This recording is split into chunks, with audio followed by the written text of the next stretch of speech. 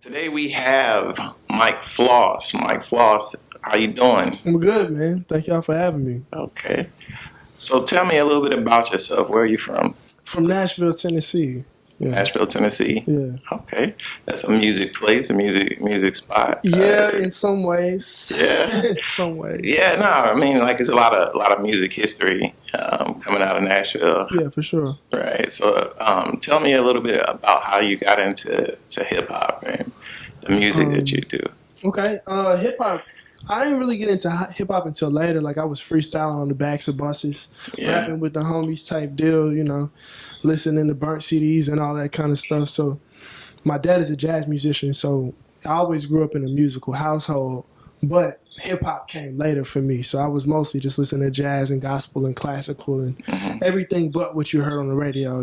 So I just started rapping at school basically, and Okay. I found out I was a lot better than the guys older than me real Yeah. quick. So I was like, Yeah. okay, let me see what this is all about. Then I started listening to the music more. Okay. Yeah, What's the hip hop scene like in Nashville? it's dope. Is It's dope. dope. It's a Okay. lot of good artists there. I mean, we got we have like the city basically has structure for country music and Right, gospel. right, yeah. It's not really a hip hop music industry in place, but the artists are there, and it's kind of like a community of its own.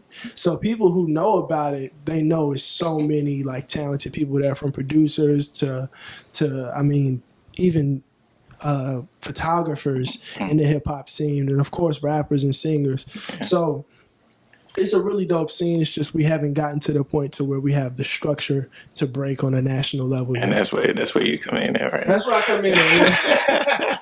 Yeah. All right. Being from Nashville and Tennessee, there's a lot of hip hop history in Memphis. Do you have a Memphis, yeah. relationship with some of the? I mean, some of the music scene or some of the music that's coming out of Memphis. Well, Memphis, it's different because Memphis and Nashville are very different places, Right. and what Memphis did, like what Juicy J and 3 6 and all of them did, is unbelievable. You know what I'm Historical. saying? Like Yeah. even to this day, it still sounds relevant to the music that's out now. So in Nashville, we really didn't have that. We had like Young Buck and we got Starlito, but other than that, it really hasn't been any rappers on the scale of like what Memphis has done to hip hop culture. And what they did is amazing. I think that's the biggest movement out of Tennessee in hip hop history. So I study that and I learn from it, but we don't really. I don't think we collaborate with each other as enough as we should. I think there's kind of an unspoken rivalry between people from Nashville and people Oh from wow. Memphis. Yeah. Yeah, Yeah. I can definitely understand yeah. that. As far as your music is concerned, Mhm. what can someone being introduced to you expect out of your music? Honesty first and Honestly, foremost. I think an artist's only obligation is to be honest. Other than that, it's whatever they choose to do. hmm. But for me, I think that's the only way to break through, and the only way to be unique is to truly be yourself. So that's what I try to do, and I just try to tell my story as creatively as possible, Right, and just present myself in as many different forms and fashions as I can come up with. right. Yeah. Yeah, my favorite song so far that I've heard of yours is "Dope Boy Dreams." Yeah, Can thank you you. tell me a little bit about how you came up with that? Because a lot of people who come out of the hood understand a lot about that first role model being the Hmm. dope boy, and I think you Definitely. captured that well Yeah. in that song. Can you tell me a little bit about that? Yeah, I mean, for me, and the crazy thing about it too is like, I think for a lot of people too, they look up to like the OG, like whoever got the bricks, whoever got the most weight, whoever. But I was really looking up to like the dope boys, like the dudes that I went to school with. They had pockets full of money, and dime bags in their socks and all that kind of stuff because they was selling weed or whatever they was doing. And I would look up to them because I was like, man, like I'm in honors classes. Hmm.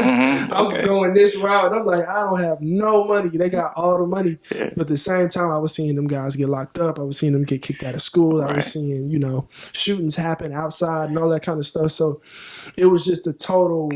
It's kind of like that duality where you kind of have a fork in the road. Like you can either go this way, you can go Mhm. that way, and there's perks on both sides. Yeah. But there's a whole lot more setbacks Yeah. on Yeah. the on the on the criminal side of that Mhm. spectrum. So I always admired the money and the flash, but I knew that wasn't my path. You Yeah, had mentioned that your father was a jazz musician, right? yeah, yeah. How does that play a role in the music that you make now?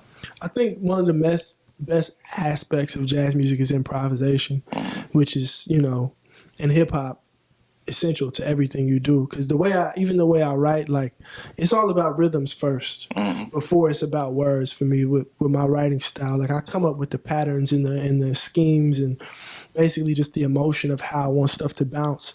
And then I put the words to it on the back end to make it match. And I think that improvisation comes from jazz for me. But I mean, I didn't really even appreciate the jazz music until later. mm-hmm. Like I grew up listening to it so much, it's just like it just is what it is. It's not something special. It's not anything, it's different until you start like talking on the phone to girls and they're like, yo, what's that playing in the background?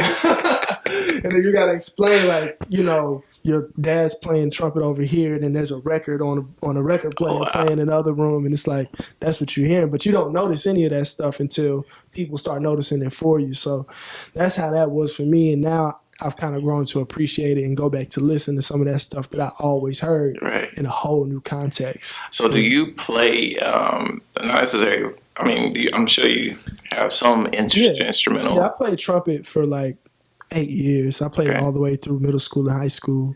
I Yeah. was in the marching band, section leader, all that kind of stuff. And when I went to TSU, that's when I kind of let it go. But I started playing piano in college when I went to TSU. And I mean, just the music theory helps. And I'm producing now too. So all of that comes back into play, even Right. though it was just something that I just grew up kind of understanding because I had been around it for so long. But now I'm really applying it into what I do. So it totally shifts the way my music is going to sound next to somebody else. And as far as, yeah, like you mentioned that you do production, Yeah. and what is your process, or what is your process? How do you? For me, it starts with a melody, and I Mm, normally come up with that melody on piano okay. first. And once I have just the core of the melody, I'll probably write the whole song to just that 4 seconds of the original idea. And on the back end, go back and put all the pieces into it and make the song move and grow with the lyrics. But a lot of times it doesn't take very much music being in place before I can write lyrics to it. So as long as I got the initial emotion, the initial idea of it, I can write the whole song to that and then go back and build it later. Yeah.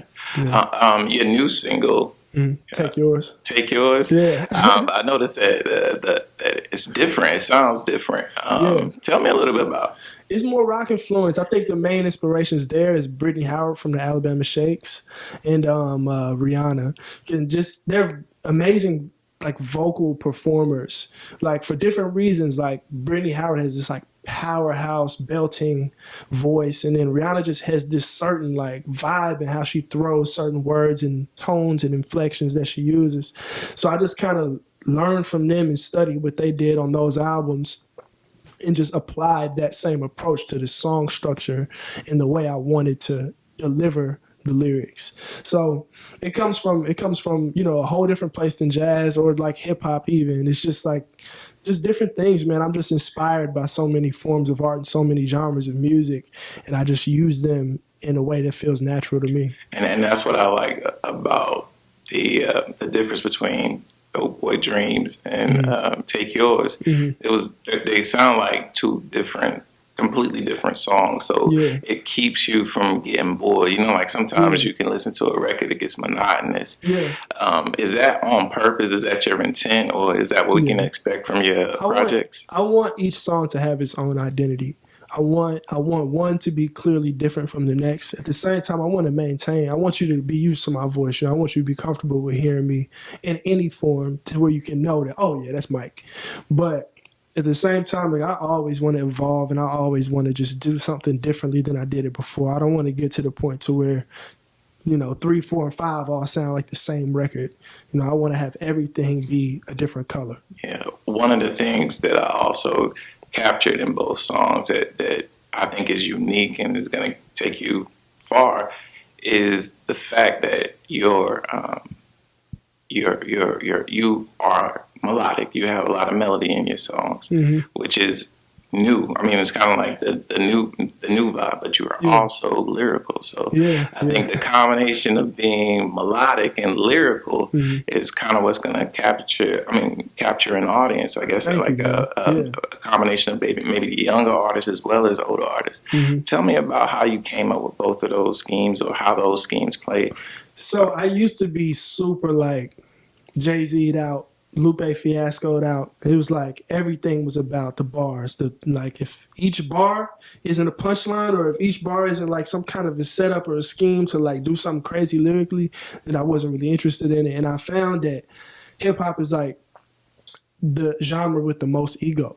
And a lot of times, what we're doing as rappers, when we're just writing bars for the sake of saying mine are better than yours, we totally miss human connection. And we miss, like, I can make you feel something, or I can make you reminisce about something, or I can connect to you on a, emotional level.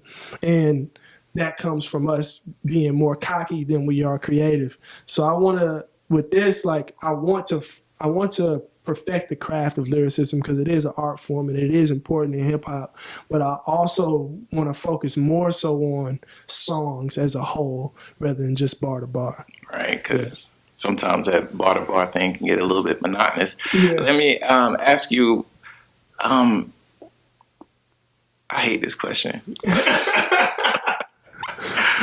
5 years from now, where are you going to be? I see a lot. I mean, you have a Yeah. very promising future. So, Thank you. in 5 years, where do you plan to be? Man, I want this mic to take me all over the world. I want to see the world with this. I want to go overseas, and I want to perform in different countries and learn about cultures and eat different food and do all of that. Like, I really want to see the world. Like, I'm from Nashville. I've been in Nashville my whole life. And really, most of all the traveling I've done has been because of music. Like, whether I'm playing the show, or whether, like, when I was little, like, my dad would take us to festivals or whatever it was that he was playing. Like, the reason I travel is because I'm performing. And I feel like this is the best way for me to get overseas.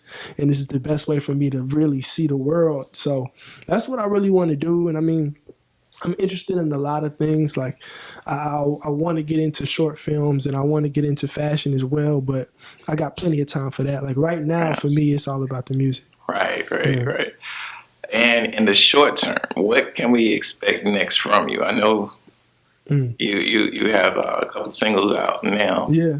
Tell me what we can expect We're in the gonna have a short full project out, man. With my first indie album will be out this year. And we'll have some more music from that project before that comes out, and some more videos, and just some more just different. Like, it's the next song we put out is going to be nothing like the last one. So Right, right, right. No, that's I cool. want the range to just be everywhere, and I want people to feel refreshed. Like, I intentionally avoided trap music Keeping on people this guessing. album, Yeah. because I'm Okay. like, there's so much of it already. Like, what else can we do that's going to be refreshing for people to hear and be a breath of fresh air? So that's where I'm going with it, and it'll be much more content and just themes and political statements. Okay.